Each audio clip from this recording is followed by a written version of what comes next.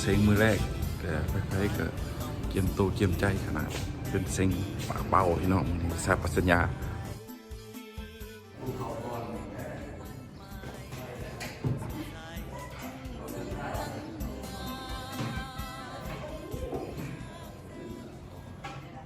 เก็บภาพบรรยากาศครับบุได้ก็ตั้งใจเข้ามาคอมเมนต์ขนาดอันแล้วมันตัดต่อแล้วในหูเลยนะครับมาแล้วอยู่พัดนะครับมาแล้วอยู่พัดต่อหลังลงกลมนะถ้าประเด็นโทรศัพท์เซยว่าแล้วทางดับเตอร์ถ้ามาแล้วแล้วมีน่าทำคำเครียดอะไรกันเยี่ยมสู้ๆแนะนำเลยหนึ่งเขา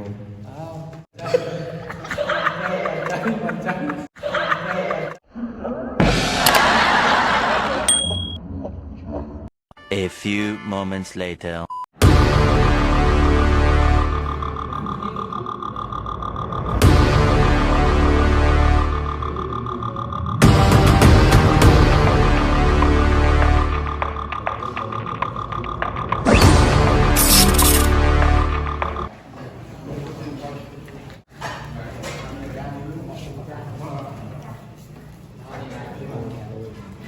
อาหารเป็นแซ่บๆเลย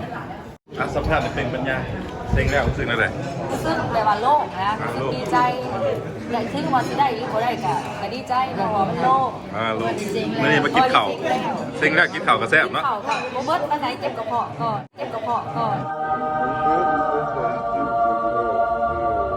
เอาเลยเป็นคนไรยอดท่านดรเหรอรู้สึกอะไรยิ่งพูดยิ่งใจร้ายเรื่องเสียงพวกไปไหนเราแต่ว่าเรื่องความสำคัญของทีมโอ้สุดยอด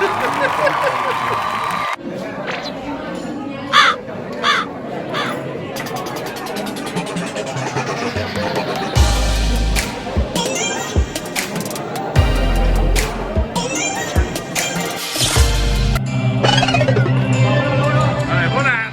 ที่แหละจิ้มได้ไหม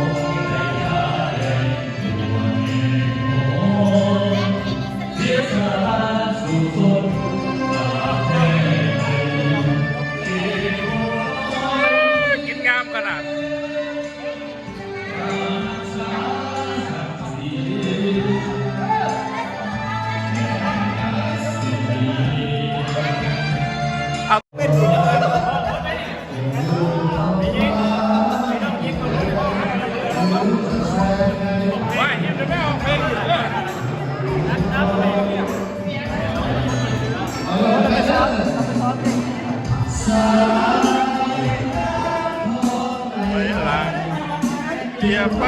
ก็